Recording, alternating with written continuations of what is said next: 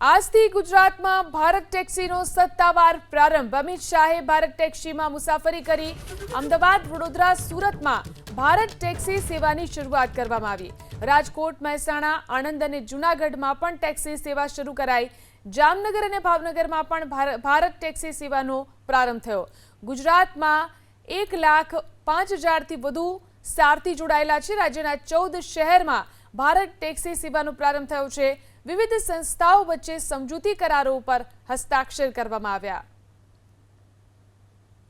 આમાં કસ્ટમરને તો પ્રોપરલી ફાયદો કારણ કે જે કમિશન નથી એ લોકોને કંપનીને ચૂકવવાનું। બીજું વસ્તુ કે અમારે પણ જે છે ને કમિશન બીજા કોઈને ચૂકવવાનું નથી। અમને પૂરેપૂરા પૈસા અમને કંપની તરફથી મળે।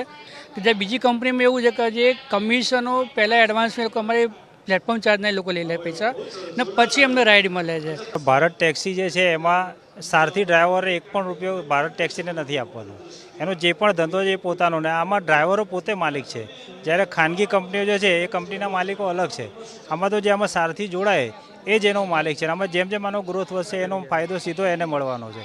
જેમ આપણે અમૂલ આખા દેશમાં 1 નંબર છે એ રીતે રિક્ષા અને ટેક્સી પણ એ રીતે 1 નંબર ઉપર આવશે એવો સરકારનો હેતુ છે ને આમાં કસ્ટમરને પણ એટલા જ ફાયદા છે ને સરકારના નીતિ નિયમ મુજબનું આમાં ભાડું રહેશે। તો ભારત ટેક્સી યુઝ કરે તો જેનાથી કસ્ટમરને પણ પૂરેપૂરો એનો બેનિફિટ મળે છે। એમને કોઈ કંપનીને કોઈ ચાર્જ ચૂકવવો નથી પડતો અને ડ્રાઈવરને પણ ફાયદો થાય છે કે જેમણે પણ કોઈ ટેક્સી પાસ લેવો નથી પડતો। 24 કલાકનો જે 24 કલાકનો ટેક્સી પાસ લેવો પડતો હોય રોજ 170 રૂપિયા, 175 રૂપિયા, 180 રૂપિયા ભરો તો જ તમને ટ્રીપ મળે છે।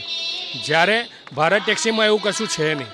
ડાયરેક્ટ જ તમે એપ ઓપન કરો એટલે તમને ટ્રીપ મળવાનું ચાલુ થઈ જાય। સારથી માટે શું છે કે મારા જે 25% કપાત હતા જ્યારે હું ભારત ટેક્સીનો ડ્રાઈવર બનીશ તો ઓટોમેટિક મારા જે 25% કપાત હતા ઓટોમેટિક બંધ થઈ જશે। માન લો કે મેં 400 રૂપિયાનું ભાડું કર્યું તો 400માંથી 25% એટલે મારા 100 રૂપિયા જે કપાઈ જશે તે બંધ થઈ જશે અને પૂરેપૂરા મને 400 રૂપિયા પૂરેપૂરા મળશે।